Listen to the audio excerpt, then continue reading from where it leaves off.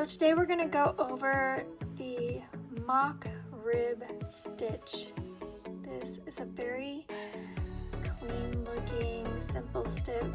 This is what the back looks like. It is a great stitch if you're going to be doing a project like washcloth. This is a English style washcloth, and you can see the spaces in between it.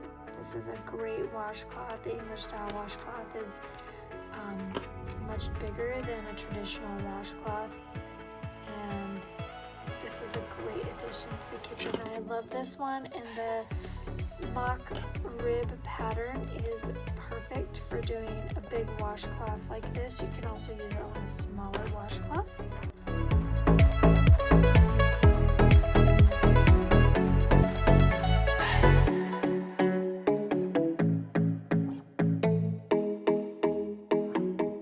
Just do a long tail cast on. I find long tail cast ons to be really attractive. They're fast to do, but they also have a lot of flexibility, which I like. When you're doing anything with knitting, flexibility always seems to make a difference. Slip knot in there. You should be able to pull the long side and have it pull your yarn down. You don't want to pull this down too tight because you're going to need to have space to get your needle in and out. One of the mistakes a lot of beginning knitters make is making this too tight, casting on too tight, pulling their yarn too tight to really be able to have space to use your needles as you're going along. So for the long tail cast on, we'll do 10 stitches, 3, 4, 5, 6, 7.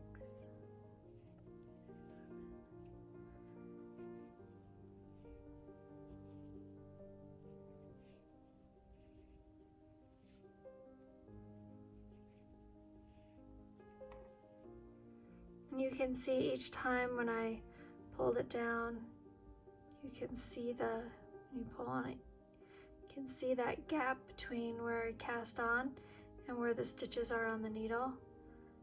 For the mock rib, you're going to go in multiples of 2, and then you're going to add an extra stitch on. So it's going to be an odd number of stitches on your needle, whatever it is. So if you want it to be 20 across, you're going to do 20 stitch cast on plus 1 for a total of 21. All right, so we're going to start our pattern here, and each row, each of the right side rows are going to start with a knit stitch.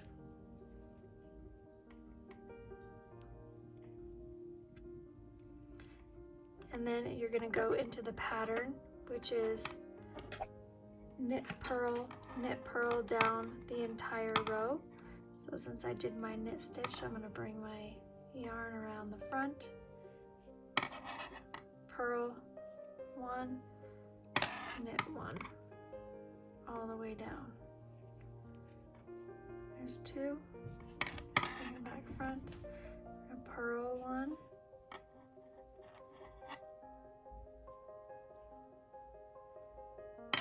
to the back, knit 1.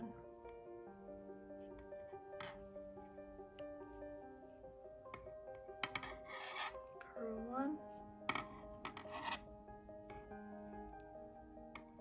knit 1.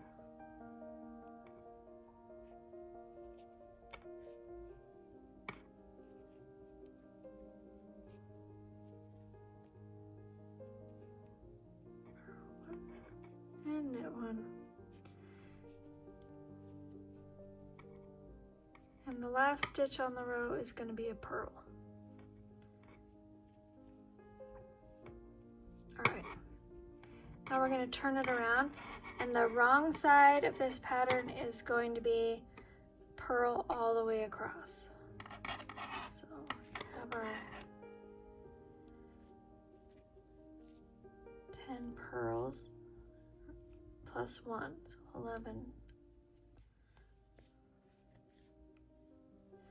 always remembering to keep that little bit of a gap when you pull down so that you have enough space to move your needle easily in and out of each stitch. Tension on your yarn is one of the struggles that a lot of new knitters have, is how to get the right tension.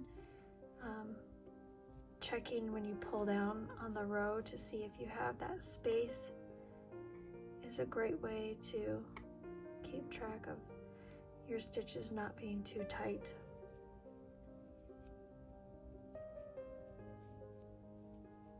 Alright, so we're just going to finish out this purl row.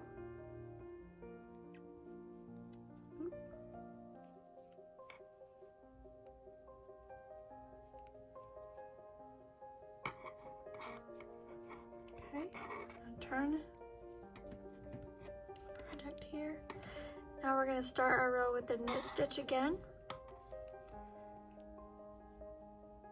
And then we're going to go into our pattern of purl 1, knit 1 for the whole row. Back to knit. And then bring it around the front, purl. Bring it to the back, knit.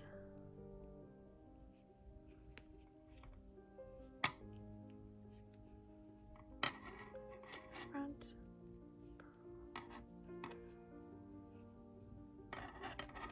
And the back for a knit. I'm just going to keep repeating the way.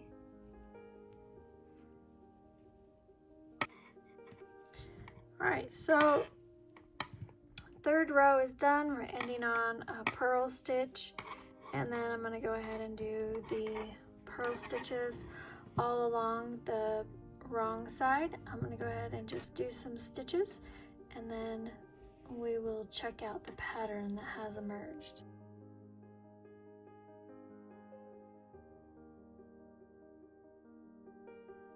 So you can start to see the ribbing,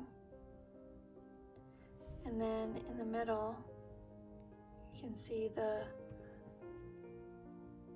purl stitches that have skipped a row. So it makes a very clean, very detailed but simple look. And go ahead and finish up this square.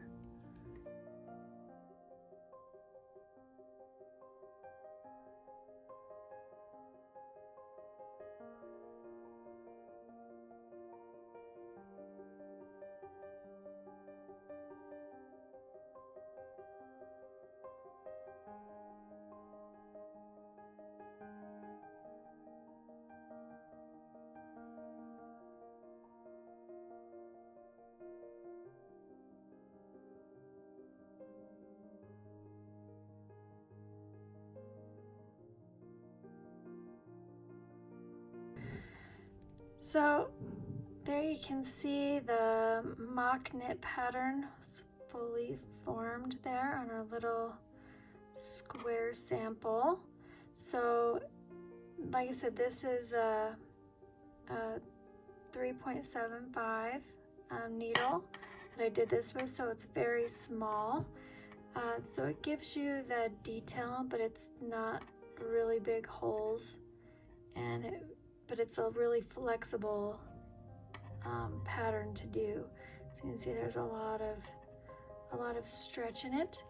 If you wanted to do this with a bigger gauge needle, you could see the pattern a lot more clearly if that's what you were looking for. Like I said, this is great for doing a washcloth because of the holes. It's very absorbent, very stretchy, really, really lovely to work with. If you want to see the pattern for this English style dishcloth, you can hop on over to my Etsy shop and grab that pattern. The link will be down in the description, and don't forget to subscribe so that you can get all of my tutorials on how to do different stitches for sewing, crocheting, and knitting, and get all the links to my projects that will be down in the description. Thanks!